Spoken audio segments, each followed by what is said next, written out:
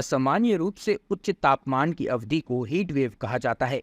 यदि मैदानी इलाकों में अधिकतम तापमान कम से कम 40 डिग्री सेल्सियस और पहाड़ी क्षेत्रों में कम से कम 30 डिग्री सेल्सियस तक पहुंच जाता है तो आईएमडी लू यानी हीट वेव की घोषणा करता है, जिसमें सामान्यतः अधिकतम तापमान से लगभग 4.5 से 6.4 डिग्री सेल्सियस का अंतर होता है। अगर वास्तविक अधिकतम तापमान 45 डिग्री सेल्सियस को पार कर जाता है तो आईएमडी लू की घोषणा भी कर सकता है।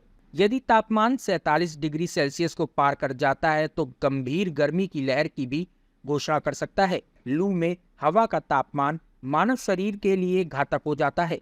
भारत में गर्मी की लहरें आमतौर पर मार्च और जून के बीच दर्ज की जाती है और मई में चरम पर होती है। अल नीनो मौसम की स्थिति भी सामान्य से अधिक तापमान में योगदान करती है, जिसमें गर्मी की लहरों में वृद्धि होती है। बता दें कि अप्रैल 2023 में PLOS क्लाइमेट जर्नल में प्रकाशित एक अध्ययन में पाया गया कि जलवायु परिवर्तन के कारण दुनिया भर में गर्मी की लहरें अधिक आवर्ती, तीव्र और घातक हो रही हैं।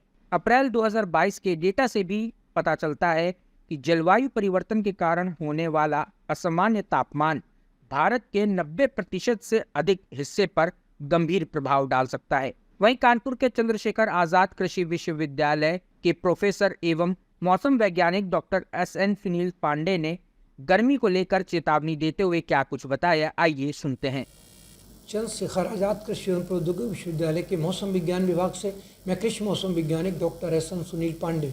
मौसम विज्ञान विभाग का पूर्वानुमान है कि अभी जो उत्तर पश्चिमी हवाएं जो 20 से 25 किलोमीटर की स्पीड से भी चल रही हैं, उनका पूरे उत्तर भारत में गंगा के मैदानी भागों में बिहार बंगाल तक आना जारी रहेगा।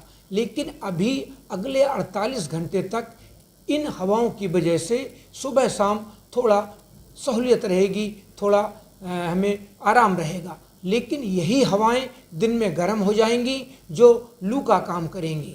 इसलिए अभी ये स्थितियां थोड़ा सहूलियत वाली हैं, लेकिन इसके बाद फिर यही हवाएं दिन और रात में भी गर्म हो जाएंगी, जिससे लू वाली स्थितियां और हीट वेव वाली स्थिति आगे आने की संभावना है।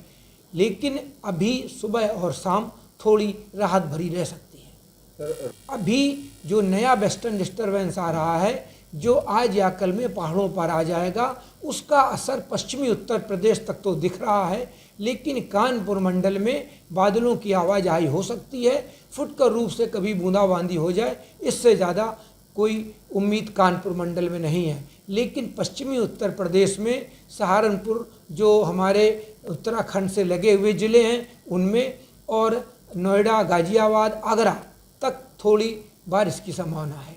इसके आगे कानपुर मंडल में संभावना बहुत कम है, सिर्फ बादलों की आवाजाही बनी रह सकती है।